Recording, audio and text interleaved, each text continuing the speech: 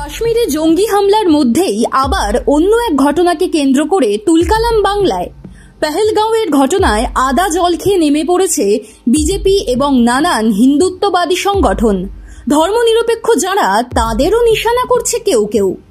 এবার সিপিআইএম এর কেন্দ্রীয় কমিটির সদস্য সুজন চক্রবর্তীর মুখে কাশ্মীর সংক্রান্ত ভুয়ো বক্তব্য বসিয়ে সমাজ মাধ্যমে ছড়িয়ে দেওয়ার অভিযোগ উঠল। এই নিয়ে লালবাজারের সাইবার ক্রাইম বিভাগে অভিযোগ দায়ের করা হয়েছে। সুজনের এই ঘটনাকে কেন্দ্র করে উত্তাপ ছড়িয়েছে রাজ্য রাজনীতিতে। নিয়োগ দুর্নীতির জেরে চাকরিহারা শিক্ষকদের বিক্ষোভ নিয়ে মুখ্যমন্ত্রীর একটি মন্তব্য প্রসঙ্গে কিছু প্রতিক্রিয়া দিয়েছিলেন সুজন, কিন্তু শুক্রবার অভিযোগ ওঠে সমাজ মাধ্যমে তার ওই বক্তব্যকে সম্পূর্ণ বিকৃত করে কাশ্মীরের ঘটনা নিয়ে কিছু অবাঞ্ছিত মন্তব্য সুজনের মুখে জুড়ে দেওয়া হয়েছে। সেই পোস্টটি বিজেপির একাধিক নেতানেত্রী শেয়ারও করেছেন।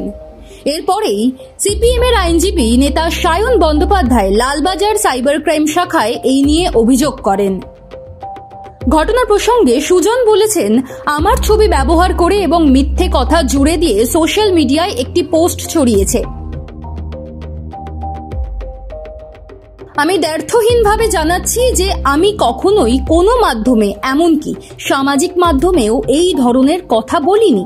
এটি দুষ্ট চক্রের একটি পরিকল্পিত অপপ্রচার, যার লক্ষ্য আমার ও আমাদের পার্টির সম্মানহানি করা এবং সামাজিক সম্প্রীতি বিনষ্ট করা।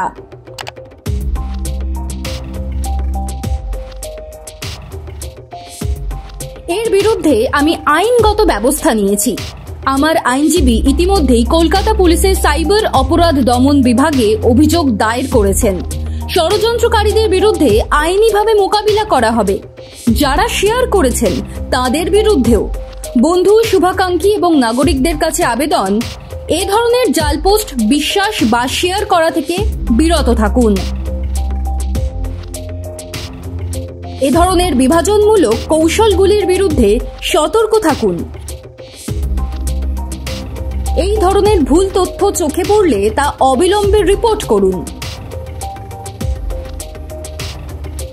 আসুন এই কঠিন সময়ে ঐক্যবদ্ধভাবে মানুষের ইস্যুতে পাশে থাকুন এবং মানুষের ঐক্য ও সম্প্রীতি বজায় রাখতে দায়বদ্ধতা পালন করুন।